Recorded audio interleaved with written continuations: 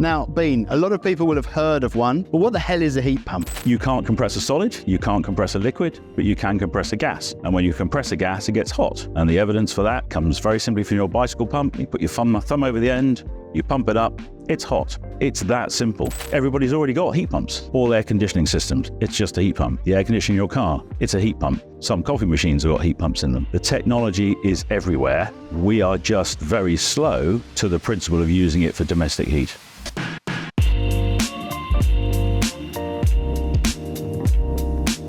Hello and welcome to Positive Energy, the podcast that's powered by the Eco Experts. This is the podcast where we invite experts on to help you make more informed decisions about investing in green energy for your home. This week we're looking at the hot topic of heat pumps. So we're going to be asking questions like, what the hell is a heat pump? How the hell do they work? Whether they're worth getting for your home, and if there's anything like grants and government incentives available to make them more affordable. I'm your host, Chris Hambling, and I'm joined by my co-host, is the editor of the Eco Experts himself, Roland Ellison. Hello. And our guest today is Bean Beanland from the Heat Pump Federation. Hello, Bean. Good afternoon. Thanks for having me. Bean graduated from Imperial College with a degree in physics and is an associate of the Royal College of Science. He has 16 years experience in renewable energy and works with the government on its decarbonisation policy. Welcome to Positive Energy, Bean. Thank you very much.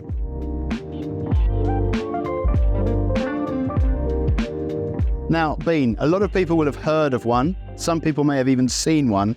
But what the hell is a heat pump? So a heat pump is a super device based on a really simple piece of physics. Many people are familiar with air conditioning, for example. For me, that's just an air-to-air heat pump. You go into many shops, offices, you look up at the grill in the ceiling. Behind that is a fan coil driven by a heat pump. Most hotel rooms now are driven by heat pumps rather than gas-fired heating. So a heat pump is based on a beautiful principle in science, in physics. I like physics, of course. You can't compress a solid, you can't compress a liquid, but you can compress a gas. And when you compress a gas, it gets hot. And the evidence for that comes very simply from your bicycle pump. You put your thumb over the end, you pump it up, it's hot. It's that simple. It really is. So it's a beautifully simple principle. And everybody's already got heat pumps. Heat pumps are ubiquitous in our modern lives. All air conditioning systems, it's just a heat pump. The air conditioning in your car, it's a heat pump. We're now getting heat pump tumble dryers, heat pump dishwashers come through. Some coffee machines have got heat pumps in them. The technology is everywhere. We are just very slow to the principle of using it for domestic heat. To simplify it then, it is a case of like taking the outside air and using it to heat your home on the inside, like the opposite of a fridge, basically. What we're doing is we're taking energy that nature is providing, either stored in the air or in the ground or in water, and we're using that to drive the heat pump, and the pump does exactly what it says on the tin. It pumps the heat from one place to another place, and we're using that to now heat our homes and cool our homes, of course, because most of these technologies are reversible. So you can both heat and cool, and given that we're tending to get higher extremes of temperature in the summer, cooling is becoming that much more relevant, even here in the UK. So for people who aren't physics graduates, how exactly does a heat pump work? So inside the device, we have a hermetically sealed circuit with a refrigerant in it. The refrigerants boil at around about minus 15 degrees. It depends on which particular gas we're working with. You bring in your outside energy source. You can then compress that gas. So you've turned it into a gas. You compress it. As we said right at the outset, you can compress a gas. And it gets hot, and we can control the temperature that we're making. And then you transfer that now hot energy, thermal energy, into your house, either into your radiators, your underfloor heating, your hot water cylinder. And that circuit just goes round and round and round as long as the house is demanding heat. And why are there so many different types of heat pump? You know, people talk about an air source, ground source, water source, air to air. Like, what are the different ways in which they're drawing heat from outside into your home? So the source is all about where nature puts the energy for us. So sun comes out, warms the air, warms the ground, warms water. So what we're harvesting is all stored solar energy. Even if we're drilling down to 300 odd meters in London, it's still solar energy stored in the upper layers of the earth. It's not coming from the center. And then the demand side, air to air, is about how we deliver the heat into the home. So air to air is delivering it by air. air to water is delivering it by water into radiators, underfloor heating. Most ground source are also doing it into water to underfloor heating and radiators. Same with water source. We do have ground to air, but it's very rare. Is there a case where there's like a difference in efficiency between the different types of sources as well? Like, is it a case of like ground source is more efficient than air and vice versa? Yeah, I try not to think of it in terms of competing efficiencies because each technology has its own merits and its own advantages and its own disadvantages. So because the air temperature in the UK is relatively benign, we don't go below zero that long in the winter, 30, 40 hours a year maybe. So ground source has an advantage. Ground and water has the advantage of being able to provide passive cooling. You can't do passive cooling with air. So if you want some cooling, passive is enough. In a passive environment, we're not running the compressor. We're just relying on the ground temperature. Right. Then clearly ground source, water source is a better option. So really depends on trying to pick the best engineered solution for the task that you're trying to deliver. One of the problems that we have and have had historically with grant and subsidy money is it tends to lead people away from the best engineered solution. So you follow the money rather than following the best option. Right. Which, to be honest, I think we'd all like to get away from. We want to get back to a stage where the technology justifies itself and we can then pick the best engineered solution. Which leads us really to our next question, which is what are the pros and cons of a heat pump versus a traditional gas boiler that most people have in their home still? So this is a very difficult one to put into words, to be honest, because I think you'll find that most people that are now living with a heat pump would tell you that their heating environment in their home is more even, it's more comfortable, it's not got hot and cold spots. If you've got a boiler system run by a timer thermostat, thermostat calls for heat, radiators get hot, probably quite hot, thermostat goes off, you got to wait for the radiators to go cold, for the room to start to cool, and then it comes back on again. So you're cycling through warm and cold areas, and within the room, you sit too close to the radiator, it's hot, you're over on the other side of the room, it's cold. With most domestic heat pump systems, they would be controlled by what we call outdoor weather compensation. So they're not turning on and off, they're varying the temperature. Remember I said at the outset, we can control the temperature that we're making. So the heat pump intelligence, the brain inside the device, is watching what's going on outside. As the air temperature rises and falls, it varies the temperature that it's putting into the radiators or the underfloor heating. So you've always got this nice, even delivery of heat. And so, as I say, most people would tell you it's a more comfortable way of life, way of heating. Very difficult to put that into words and absolutely impossible to put on a scale of 1 to 10. We switched in our house from, we had a very drafty kind of Victorian house with no insulation, single glazed windows, and radiators that got very hot, and most of the room was pretty cold. And we completely refurbished like a few years ago now to underfloor heating, which obviously just gives that much better quality and comfort of heating, and it's much less kind of extreme running at a low temperature. So it'd be interesting to see how that could be applied if we were to switch to a heat pump as well.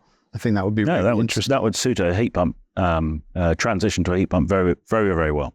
So that's, well, if you are making that switch then from a gas boiler to a heat pump, what does that involve in terms of like pipe work, radiators, underfloor heating like water cylinders, all of that kind of stuff? How is it a straight switch, or is it highly compatible? Are there other things that you need to consider? So it's not just like take out the gas boiler, stick the heat pump in. Is it that simple, or is it there's more things that you need to think about? As you'd expect, the answer is a bit nuanced. So it's not the case that you have to have underfloor heating. Absolutely not. You can use existing radiators. You don't have to have massively oversized radiators. You have to have correctly sized radiators. It's a very big difference. In our industry, we are required by the microgeneration certification scheme, those that are operating under it, to do formal heat loss calculations, room by room, so we know what the room requires, to check the radiator sizing, if it's all radiators, and see whether the radiators are appropriately sized to be able to deliver the heat at a certain flow temperature. And the key here is the flow temperature, because the lower that flow temperature, the more efficient the heat pump system will be. But actually, the lower the temperature, the more efficient the boiler would be as well, because condensing boilers are only at their optimal efficiency when the return temperatures of the boiler is below 56 degrees. And of course, without doing the calculations and checking the sizing of the radiators, you can't know that. So in our world, we would say that boiler installation should also come along with heat loss calculations, radiator sizing, so that the boiler operation can be optimized. Because if a house is set up for an optimized boiler running at 55 degrees maximum, it's already perfectly sized for an entry point for heat pumps. Okay, and so then what are the upfront costs at the moment of buying a heat pump for a consumer? So clearly the transition is more expensive. So we see headlines all the time, heat pumps are 4 or 5 times the price of a boiler. They're not. The heat pump might be 50% more than the boiler. The cost is the transition, and the transition is a one-off cost. And I think that's a really important point, because if one says flippantly, heat pumps are 4 times the price of a boiler, it implies that every time you have to replace the heat pump, it's another 4 times the price of a boiler. It isn't, because once you've done the transition, then all you're doing is replacing the heat pump. And good quality air source heat pumps in the UK should last a bit longer than a condensing boiler. So total cost of ownership, which not everybody can think of in those terms, I absolutely understand that. But total cost of ownership, we are already in a position where heat pumps are better value than boilers, even with today's electricity and gas pricing. Clearly, as government starts to grapple with that problem, then the advantages will start to kick in, and you'll see a financial advantage on operational costs as well as the total cost of ownership. And what sort of government grants are available to help with those initial kind of upfront costs? So at the moment we have the boiler upgrade scheme. That provides a capital grant, £7,500, regardless of heat pump type. So it's the same capital grant for ground source, air source. I think probably the industry would have liked a bit more for ground source. So in Scotland, they have a similar scheme, but they also have what's called a rural uplift. So if you're off the gas grid, you qualify for a rural uplift and you get a bit more money. And of course, it's easier to consider putting ground source in off gas because you tend to have more land to play with.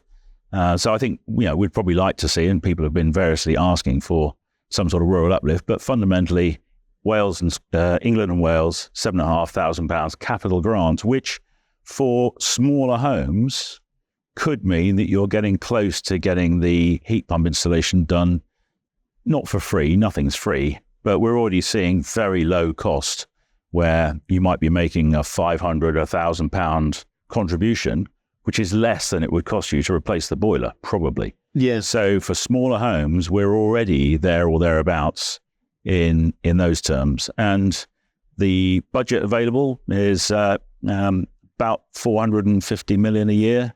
So it'll support a goodly number of installations. Just to elaborate on that scheme as well, and is it the kind of thing that the homeowner would have to sort of pursue themselves, or is it something that like the installer can help guide them through that process? Because it's coming from just like someone who doesn't know what they're doing with their life and sorting your energy bills and stuff like that. It's whenever you look online and see these sort of boiler upgrade schemes, you see them on the website and then it's like, what do I do from there? How do I get that? Like, how do I actually get that grant and apply that to work? So the boiler upgrade scheme, as I say, is a capital grant, but the installer does the application process. Great. So the homeowner is sort of a passive recipient. The homeowner has to acknowledge to Ofgem, who administer the scheme, that yes, they agree, they want to have this done. And then when it's been done, they have to say, yes, signed off, love it, pay the money. But it's all done through the installer. So, the money goes direct to the installer. Right. The intent here was to try and get over this issue that most people don't have £7,500 down the back of the sofa waiting for the rainy day when they need to replace their boiler. So if we did all 26 million homes, it would be the equivalent of taking 26 million cars off the road. People talk about hard to treat homes. There is an assumption that means, it must be grade 1 listed. In my world, I would say that's not the hard to treat home. The hard to treat home is, let's say it's not worth it. Spend more than that money on a pizza.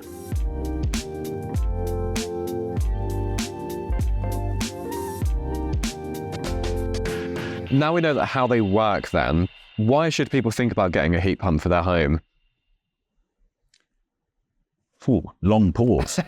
Why should you do it? Well, at the moment, for most people without additional technologies, so without solar PV, for example, the economic benefit is limited. We are probably in a situation now where a good air source system is on parity in terms of operating costs with an average gas-fired boiler, but parity clearly doesn't pay for the capital cost. So we've still not got that one resolved. If the homeowner's priority is carbon, then clearly it is the answer, because on average, you're probably cutting your carbon footprint of your heating and hot water by about 75%. And given that your heating and hot water are about 80% of your total carbon footprint, you're making a big impact. And in fact, on average, if you decarbonize an average UK home, 3-bedroom house, that is almost now the equivalent of taking one petrol family car off the road permanently. So if we did all 26 million homes, it would be the equivalent of taking 26 million cars off the road. You know, when you think about it in those terms, it's very difficult to envisage what kilograms of CO2 are. When you say it's the same as taking a car off the road, people can get that. When the House of Lords did their oral evidence sessions on the boiler upgrade scheme, the first witnesses were all consumers, and they were all doing it for carbon reasons, and they were all doing it because of their grandchildren. Right.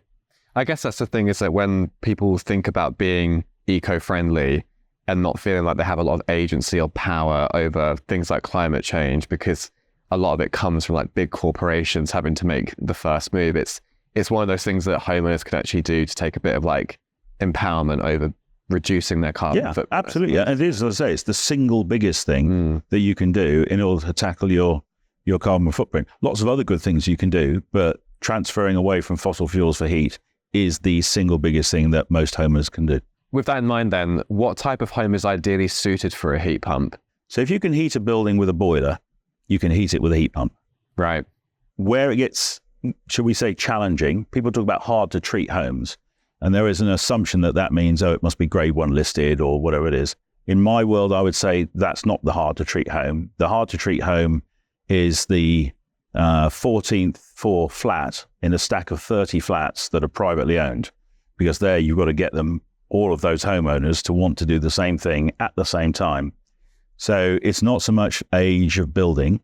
What age of building does is it probably brings in capital cost, because they tend to be leakier, they tend to have more heat loss, and so the capital cost goes up. But technically, it's perfectly possible. You can heat pretty well anything. Bath Abbey must be one of the leakiest buildings in the land. Water source heat pump. Gotcha. So it's not that like a house needs to have like a high EPC rating or good insulation or double glazing or anything like that.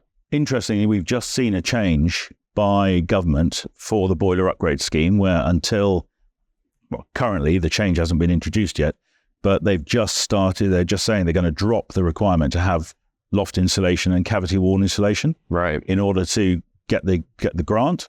Now, there was a view that you needed these things. Insulation was important. Now, don't get me wrong, insulation is important. We should all be reducing our energy demand by insulating. But what's now recognized is that insulation is not a prerequisite for successful heat pump deployment. So a homeowner could choose to put in the heat pump now, make no other changes to the house, and then as they redecorate, they could go around and say, okay, I'm now decorating the second bedroom. I'll perhaps increase the size of the radiator a little bit, allow me to drop the flow temperature of the heat pump a little bit and make it a little bit more efficient.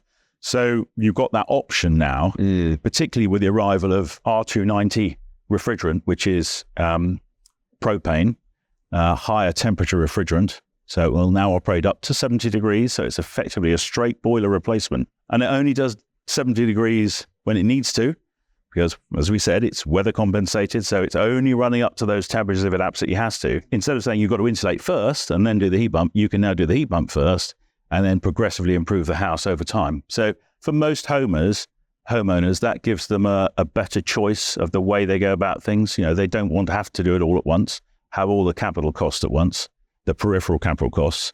They can do those at a time that in a way that suits them.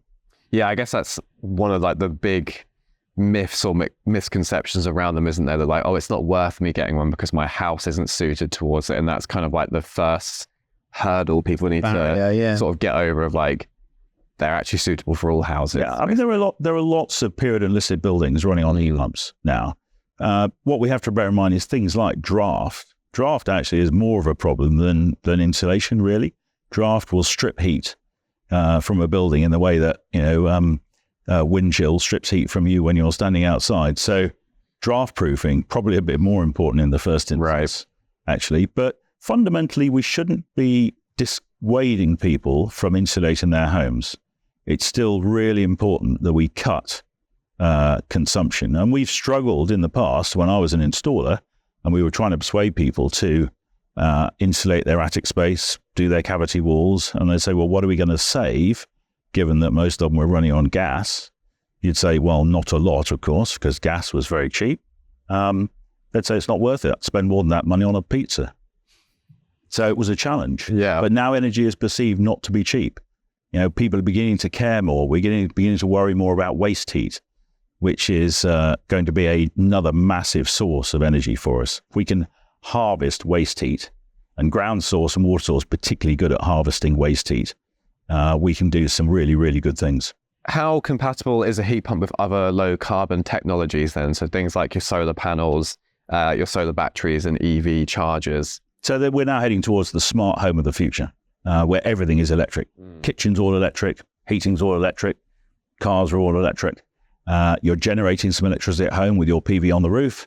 For most people, that doesn't mean a wind turbine, sadly, although we will see a lot more onshore wind eventually, in my view. In order to optimize all of that that's going on, you've got some self-generation during the summer. You've got access to time of use tariffs. Most people are now familiar with the concept of charging their electric vehicle on a lower cost tariff. What we'll need is some intelligence in that home to optimize, because I think it's going to be impossible for even industry professionals to be able to optimize all of those things. So the big winners will be those who generate the software packages that provide that level of control, where as the homeowner, you tell the software what you want. I want my home to be 21 degrees. I want it to be 2 or 3 degrees cooler overnight when I'm asleep. I need to be able to drive my car between this hour and this hour. Destination is X miles, and the brain then does the rest of it for optimal performance, both in carbon terms and in cash terms. And you'll be able to optimize. Some people will say, I want it optimized by carbon. Others will say, I want it optimized by cost.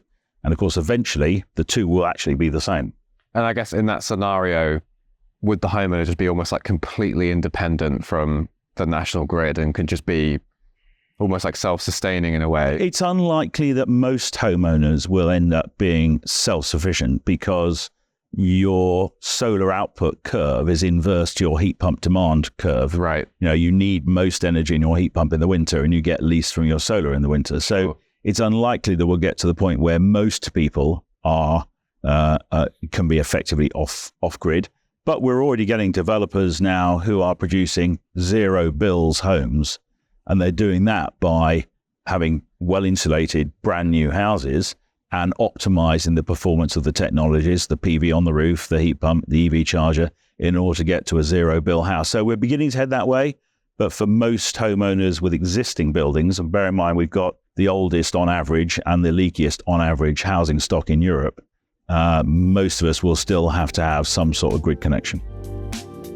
So I think the single biggest problem is the messaging that says heat pumps don't work. The chances of having to change all your radiators is incredibly low. In my view, it's not the boiler upgrade scheme that's underperforming. It's policy on the price of electricity and gas. Energy policy doesn't sit well with democracy.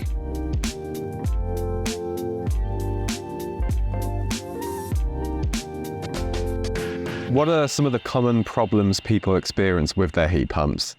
I think the single biggest problem is getting into bed with an installer who's not as good as they should be. Right. We're a relatively nascent industry, and government grants always, I'm afraid, draw in some people who aren't as good as they like to think they are. So there is a challenge for consumers. They've got to work a bit harder. They've got to do some due diligence to make sure that they're taking up references, ideally going to have a look at some work. We've now got a number of schemes across the country where you can actually go and visit air and ground source heat pump systems run by various people like Nesta and National Energy Foundation, Super Homes. So they'll publish lists where homeowners are quite happy to welcome you in come and have a look, come and have a feel for it, listen to it, particularly because noise is a perception. People think, oh, noise. So you can't beat going along and hearing one and going, oh, actually, not as noisy as I expected it was going to be. So those sorts of things are coming along. And if you are using an installer where people who've had a good experience, that's a pretty good starting place. So it's almost like homeowners need to kind of do a bit of shopping around to make sure they're finding the right provider when they feel most. I think they need to do their research first. Rather than shopping around. It's research first. It's due diligence, taking up references, looking at those people who have delivered good solutions already, and then making sure that they've got themselves fully covered. We have at the moment something called the Microgeneration Certification Scheme. Many installers are certified to that. That scheme is being rebooted this year, which should significantly improve the consumer protection elements. And I think if we can get that message to homeowners, then people will make sure that they are taking that sort of coverage and giving them the confidence, because it's all about confidence, isn't it? If consumers are confident in what they're doing, then they'll go in and they'll make the investment. When you say homeowners should be doing their research, then is there anywhere they can look to know the kind of things to look out for, the kind of information to look out for, questions to ask an installer or provider to make sure they're getting the right service? Yeah, it's interesting. We're now being asked by all of those usual vehicles that people would go to. So, which they're beginning to do a lot more in this space. Energy Savings Trust, Carbons Trust, all of these vehicles, these sort of trusted environments are now beginning to produce some really good materials on heat pumps. They're coming to us for help, and we are providing, good factual information. We're not trying to sell a heat pump. We're just trying to make sure that when someone wants to invest in one, that they get the best possible outcome. So there are lots of resources now where one can go. The Heat Pump Federation publishes an advisory document for consumers on procurement, how to go about identifying a really good installer. So that's a source of information. And it is all about the installer. The homeowner really shouldn't be thinking about the brand, which device. They should worry much more about the installer. With that in mind, how easy is it to find a heat pump engineer if something goes wrong? Is there an equivalent to a gas safe engineer, or are they going to look further afield for that kind of assistance? At the moment, the density of service engineers is nothing like the density of service engineers for fossil fuels. But that's just a matter of the market beginning to grow, beginning to mature. So it's more difficult. Most people, I would expect, would take up some form of service and maintenance contract with their installer, particularly while the machines are in warranty. And many domestic machines have got 7-year warranties on them. So you would probably have an extended relationship with your installer. The devices now are predominantly internet enabled.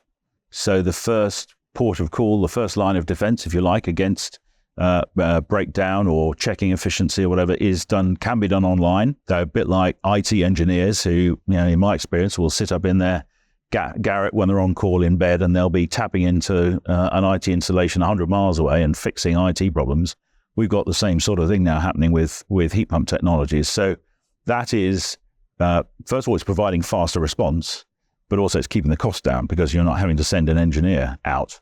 So there are plenty of ways, and that also has advantages for social housing, for example, where it's allowing management to keep an eye on vulnerable tenants.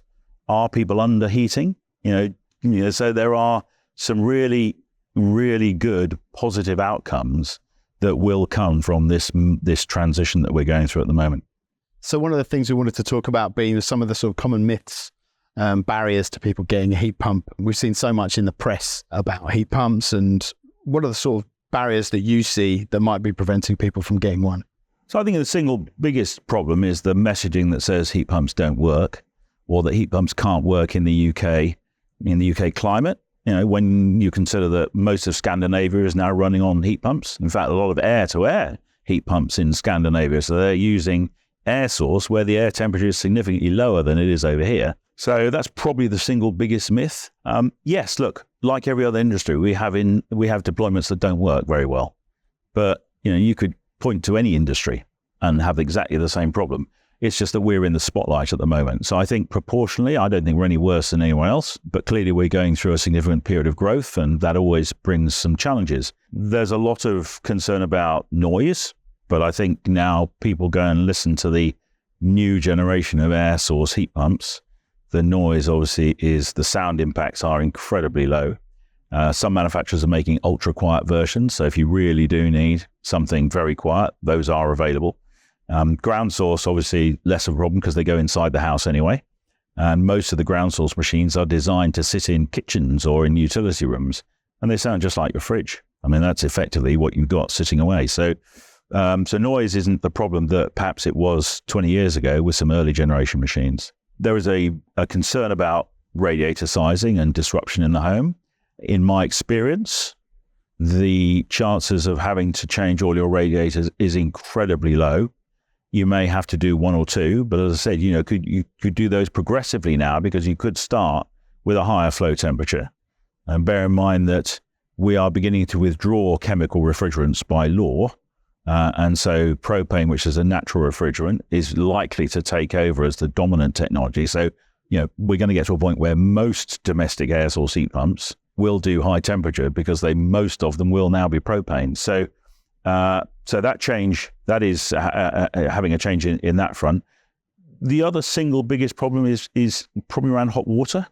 So if you're one of the 14 million homes in the UK that's got a combi boiler, you haven't got a hot water cylinder. So architects and people have taken advantage of the fact they haven't got to find space for a hot water cylinder.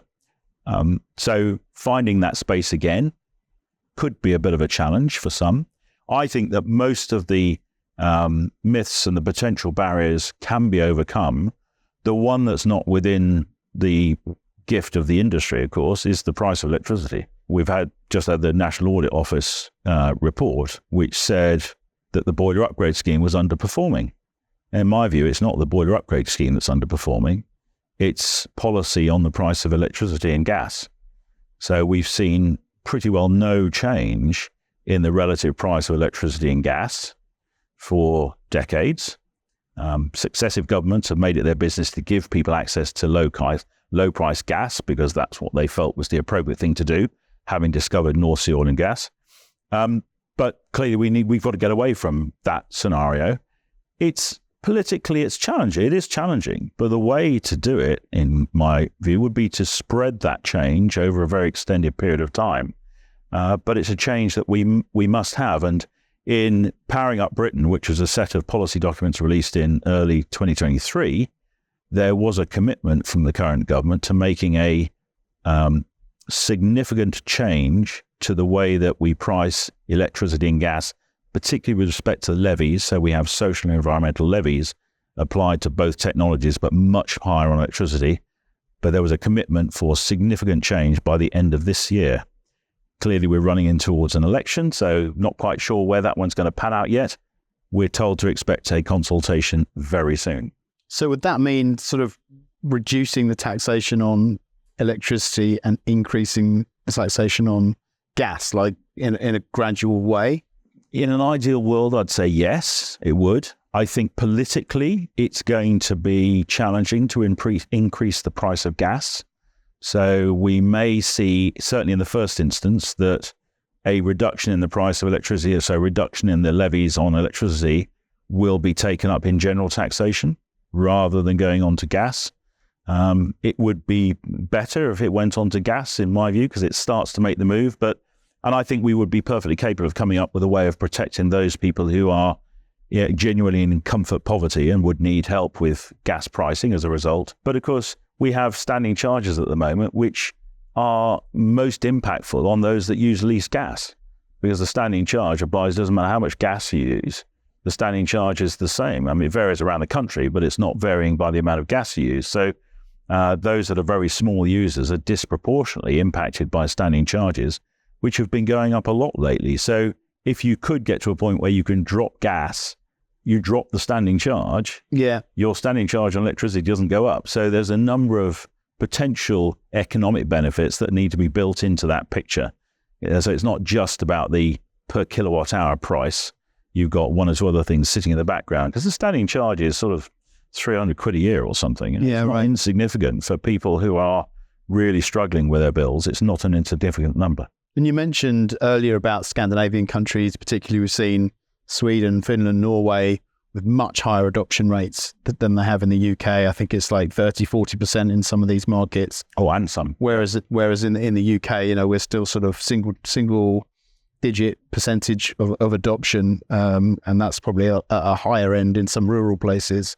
What could we learn? What could the UK government learn from those colder markets, essentially, about how to roll out heat pumps more effectively? That transition in Europe has almost all been driven by a better spark gap. So in our world, the spark gap is the difference between the price of electricity and the price of gas. Right. And across Europe, it tends to be much lower.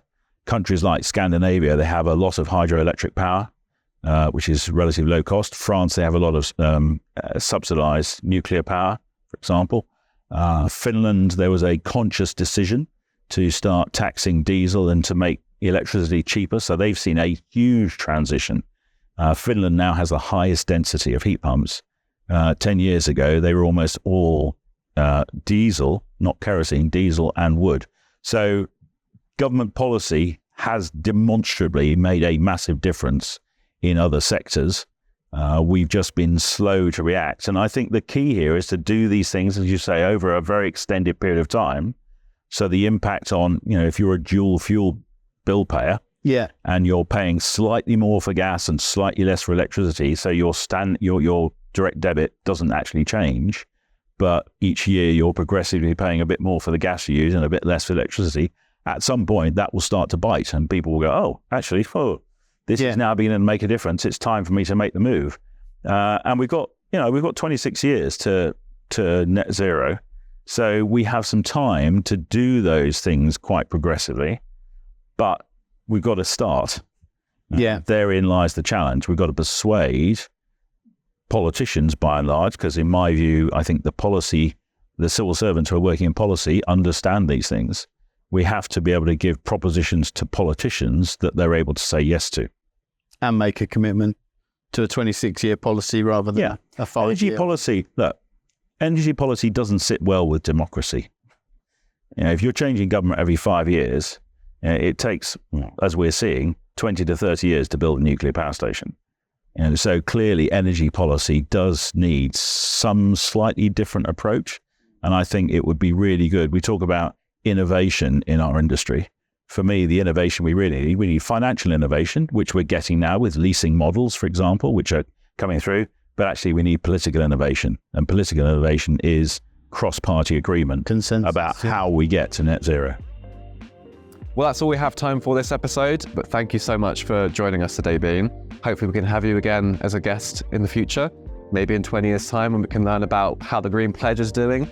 If you've got a question about solar panels, heat pumps, EPC ratings, or EV chargers, then get in touch and we can maybe cover it in a future episode of Positive Energy. That's right. All you need to do is leave a comment on this YouTube video, or you can contact us via our social channels. We're the Eco Experts on Facebook, Instagram, and TikTok. Or alternatively, you can email us at info@theecoexperts.co.uk. In the show notes, you can find out more about heat pumps via theecoexperts.co.uk. Make sure that you subscribe, like, and hit the bell so you get notified when the next video goes live. And thank you so much for watching. We'll see you next time. Thank you.